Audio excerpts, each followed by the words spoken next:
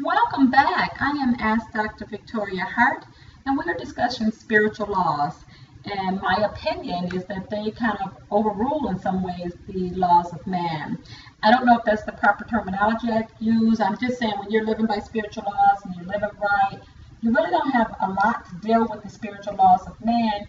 Some of the spiritual laws match up with the laws of man. Integrity, telling the truth, living by certain standards and characters match up with the laws of man. But as well, I feel that spiritual laws, which were out before the laws of man, really are the ones that speak to who you really are. They really guide your business, they guide your personal life, your home and family, personal relationships, and it causes success in those areas because you're living by the spiritual laws, the purity and the things that it carries as a spirit. You end up kind of being blessed and protected. So you kind of just move on in a successful path in life. Today, we're going to go to Proverbs 29:18, and we're going to discuss where there is no vision, the people perish. So Walt Whitman also said that I am a foot without a vision. Confucius talked about man should strive to become a superior man, unquote, and that is through vision. An ancient proverb that does talk about where there is no vision, the people perish. It talks about this is one of the ways that it is important to have a dream, a goal, a particular focus, or a vision, and what is desired in order to live life fully and fruitfully. When you have this goal and to have this vision, it's like a force that comes along to help you, and you're kind of in a flow. Have you heard people talk about the flow in life? So when we have no goal and we have our vision of the goal is not, purely clear, we may lose our sense of purpose and direction. Even when we prepared ourselves well and have an aptitude for a given activity, poorly directed efforts can rob us of the vital energy necessary for achievement. Establishing goals along with establishing guidelines on how to achieve them can keep us focused and energized and often make our lives more interesting, useful, and successful. Occasionally, there may be a little difference between where a person presently is in life and where he would love to be. So often, I like to work on closing that gap up a little bit.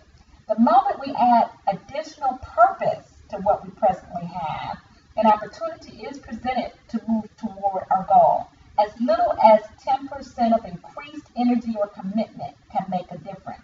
So however, the real accomplishment lies in the fact that a person becomes inspired to do better and refuses to accept complacency any longer unless we create a specific goal that matches our purpose in life, and unless we keep a clear vision of these goals, we may actually eventually falter and fail. Sometimes particular aspects of life may seem to be routine, and a certain amount of routine can help to keep the momentum going. However, the inspiration often comes to those who work toward a definite goal. There's always room for improvement, yet can you just take a moment and visualize how you can put your inspiration to work through the power of your thoughts? Your intellect is both a product and a producer of creativity. So this strength is already within you and can be stimulated by a desire to achieve beneficial goals. So one of the quickest ways and most thorough ways to increase your vision and to unfold spiritually is to be of as much help as possible to others. Quote, an idle life is a wasted life, unquote. How can this statement be true for you? So let's just tell a little story. I'm going to tell a story of a Christian monk who earnestly prayed that a vision of Jesus Christ might be revealed to him. After praying for many hours, the monk heard a voice telling him that the vision would occur the next morning at daybreak. And that's one of my favorite times of day. Before the first rays of dawn appeared the following morning, the monk was on his knees at the altar. A fierce storm was brewing, and the monk paid it no heed.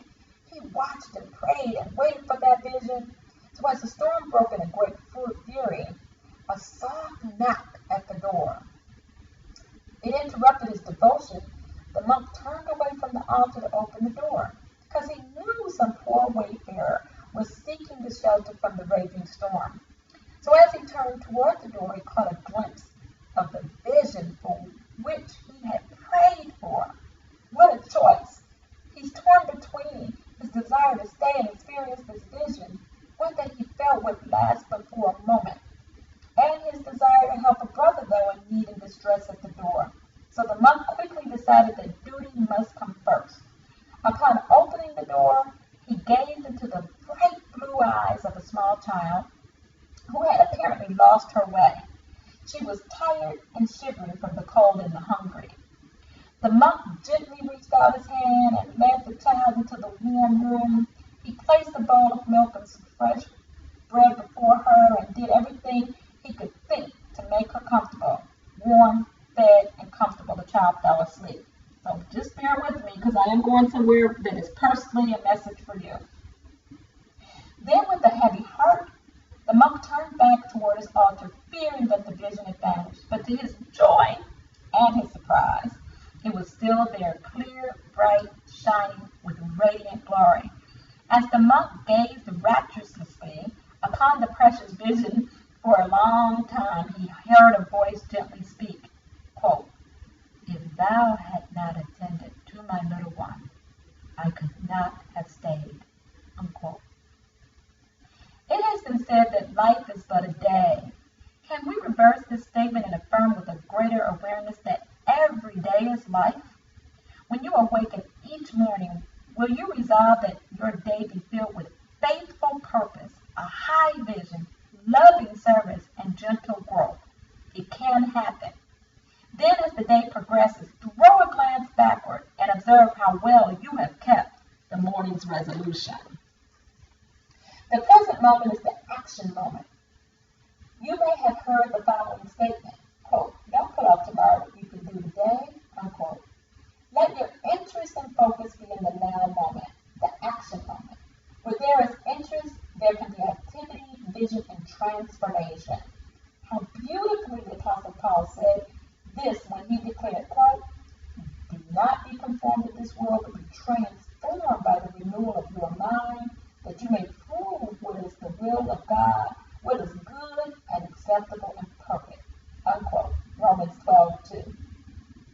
Will you accept the challenge of the change and transform yourself? The earnest person is one who is completely dedicated to his or her chosen purpose. This is simplicity in what we seek to do when we dedicate ourselves to the doing. At this moment, accept only the vision that uplifts, but do not reject what you may not understand. In a definite change of attitude, embrace all things that are a part of you, then release all and everything. Become still and know that order of divine timing can be the high vision expressing itself through you and expanded consciousness and awareness of you, your world, and your purpose, and your place in it. Ross Byron suggests, write down on paper your goals in life. With that down in black and white, we can get somewhere. Few can define their goals, much less write them down. So you cannot find happiness until your goal is clear and in view. I thank you so much for tuning in today. As everyone knows, my passion is sharing spiritual laws toward you lighting your purpose. I know we all were born for a reason and a calling, and I trust that the messages that I'm bringing to you for spiritual laws are touching your life. So I thank you so much for tuning in and for these 10 minutes or less messages. I hope it stirs your day, and I pray blessings upon them. Have a great one.